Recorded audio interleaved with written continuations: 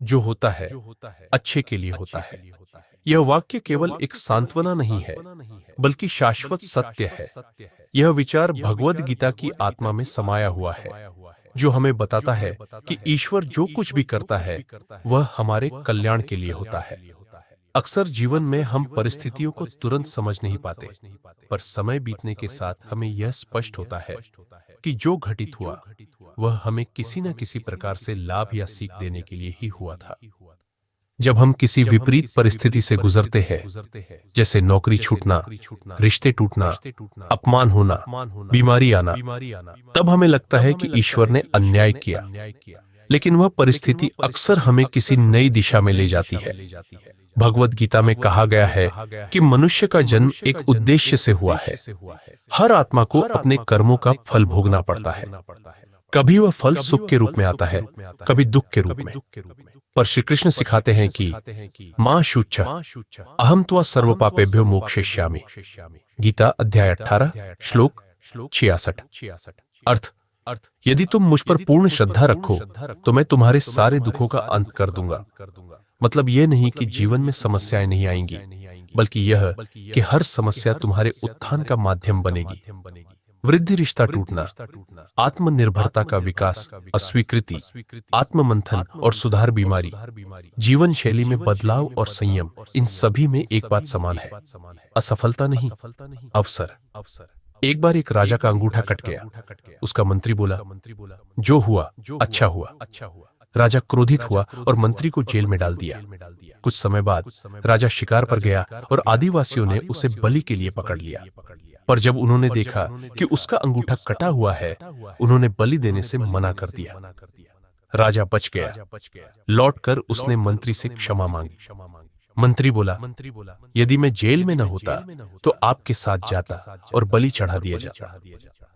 यह कहानी गीता के सिद्धांत को सरलता से दर्शाती है। ईश्वर की योजना हमसे अधिक गूढ़ होती है।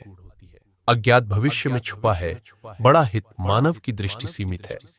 हम केवल वर्तमान का दुख देख पाते हैं, लेकिन ईश्वर पूरे जीवन चित्र को देखता है। आज जो हम समझ नहीं पा रहे हैं, वही कल हमें कुछ बड़ा सिखाएगा। उदाहरण, किसी को परीक्षा में असफलता मिली। उसने अगली बार दोगुनी मेहनत की, वह टॉपर बना। किसी का रिश्ता टूटा, उसे आत्म साक्षात्कार हुआ। उसने जीवन को नई दिशा दी।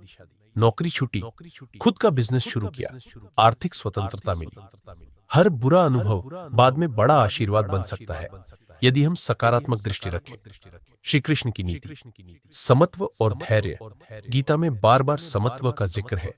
सुख दुख के समय कृत्वा लाभालाभो जयाजयो ततो युद्धाय युज्यस्व नैवं पापम वाप्स्यसि।